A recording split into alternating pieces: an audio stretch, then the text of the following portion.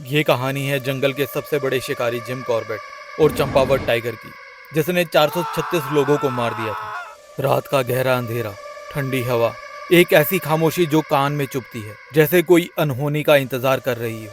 तभी अचानक एक भयानक दहाड़, गांव वालों की चीखें हवा में गूंज उठती हैं। जंगल के पेड़ कांपते हैं और उस मृत्यु के साये का पीछा करने वाला एक नाम, जिम कॉर्बेट। दोस्तों, ये कहानी है दुनिया के सबसे बड़े खतरनाक नरभक्षी बाघ की, जिसने 436 जिंदगियां छीन ली। ये कहानी है उस शिकारी की जो बाद में जंगल का रक्षक बना। यह है चंपावत टाइगर की दहशत और जिम कॉर्बेट की हिम्मत की दास्तान। लेकिन यह सिर्फ शिकार की कहानी नहीं है, इसमें छिपा है रहस्य, डर और एक ऐसा सच जो आज भी जंगल की मिट्टी में दफन है। तैयार हो जाइए, क्योंकि ये कहानी आपके रोंगटे खड़े कर देगी। 19वीं सेंचुरी के आखिरी दिनों में नेपाल और उत्तराखंड के घने जंगल एक अनोखे आतंक का साक्षी बन रहे थे। यह कोई साधारण बाघ नहीं था, यह था एक ऐसा शिकारी जो इंसानों का खून पीने का आदी हो चुका था। नेपाल के कुमाऊं इलाके में इस बाघ ने 200 से ज्यादा लोगों को अपना शिकार बनाया। गांव की गलियां, जंगल की पगडंडियां, हर जगह सिर्फ मौत का डर छाया था। लोग घरों में कैद हो गए, बच्चे स्कूल नहीं जाते थे और हर रात एक नई चीख गूंजती थी। जब नेपाल की सेना ने इसे रोकने की कोशिश की तो यह बाघ भागा और भारतीय सीमा पार कर चंपावत उत्तराखंड में दाखिल हो गया। लेकिन यहाँ इसका आतंक और बढ़ गया। एक ही गांव में इसने 10 से ज्यादा लोगों को मार डाला। लोग इसे रोकने की कोशिश करते हैं, जाल बिछाते हैं, शोर मचाते हैं, लेकिन यह बाघ हर बार बच निकलता है जैसे कोई भूत हो। गांव वाले इसे शैतान कहने लगे थे। इसी बीच एक नाम सामने आया, जिम कॉर्बेट। एक ऐसा शिकारी जिसके लिए जंगल कोई पहेली नहीं था। वह पेड़ों की हर सरसराहट, मिट्टी के हर निशान को पढ़ सकता था। लेकिन कॉर्बेट कोई क्रूर हत्यारा नहीं था, वह सिर्फ नरभक्षियों को मारता था। जब चंपावत के गांव के लोगों ने उससे गुहार लगाई तो उसने कहा, मैं इस बाघ को मारूंगा, लेकिन एक शर्त पर, कोई और जान नहीं जाएगी। यह शिकार नहीं, एक जिम्मेदारी है। 1907 में कॉर्बेट ने उस जंगल में कदम रखा जहां पर हर कदम मौत मंडरा रही थी। उसके पास थी सिर्फ उसकी राइफल और उसकी हिम्मत। कॉर्बेट ने जंगल छान मारा। उसने देखा कि यह बाघ हमेशा एक तरीके से ही शिकार करता था, पहले चुपके से पीछा, फिर एकदम हमला। एक दिन उसने तालाब के पास खून से सनी हुई आधी लाश देखी। यह उसका ताजा शिकार था, एक जवान लड़की जिसे पिछले दिन ही बाघ ने खींच लिया था।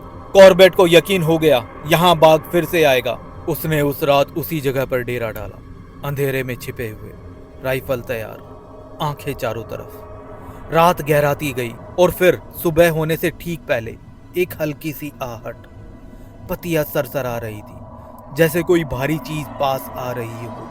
अचानक एक विशाल परछाई सामने आई और फिर एक दहाड़ जो पहाड़ों तक गूंज गई।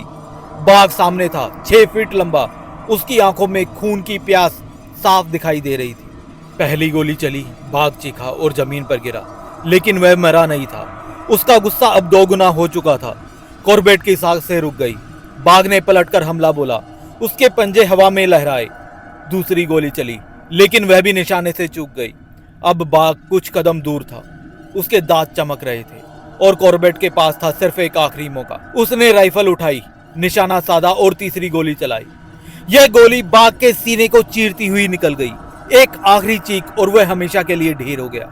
जंगल में सन्नाटा छा गया। 436 लोगों का कातिल अब मिट्टी में मिल चुका था। लेकिन जब जिम कॉर्बेट ने उस बाघ को करीब से देखा तो उसे एक चौंकाने वाला सच पता चला।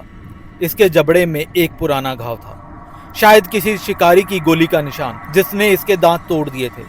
यह बाघ जंगली शिकार नहीं कर सकता था, इसलिए इंसानों का शिकारी बन गया। यह कोई राक्षस नहीं था, यह इंसानों की गलती का शिकार था। इस शिकार ने कॉर्बेट को बदल दिया। उसने सोचा, अगर जंगल को बचाया नहीं गया तो ऐसे ही नरभक्षी बनते रहेंगे। उसने शिकार छोड़ दिया और वन्य जीव संरक्षण की राह पकड़ ली। उसकी कोशिशों से 1936 में भारत का पहला नेशनल पार्क बना, हेली नेशनल पार्क, जो 1957 में जिम कॉर्बेट नेशनल पार्क बन गया। आज यहाँ 250 से ज्यादा रॉयल बंगाल टाइगर हैं। यह 1973 के प्रोजेक्ट टाइगर का हिस्सा है। जो जंगल कभी खून से लाल था, आज वहां जिंदगी खिल रही है। कॉर्बेट ने एक आतंक को खत्म किया, लेकिन एक नई उम्मीद को जन्म दिया।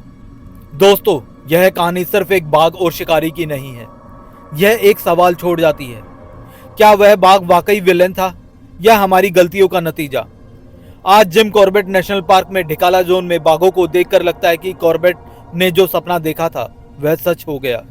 अगर ये कहानी आपको रोमांचित कर गई तो इसे शेयर करें। हमें बताएं, क्या कभी आप जिम कॉर्बेट नेशनल पार्क गए हैं? अगर नहीं तो क्या आप वहां जाना चाहोगे? ऐसी अद्भुत कहानियां जानने के लिए मेरे इस चैनल को सब्सक्राइब करें।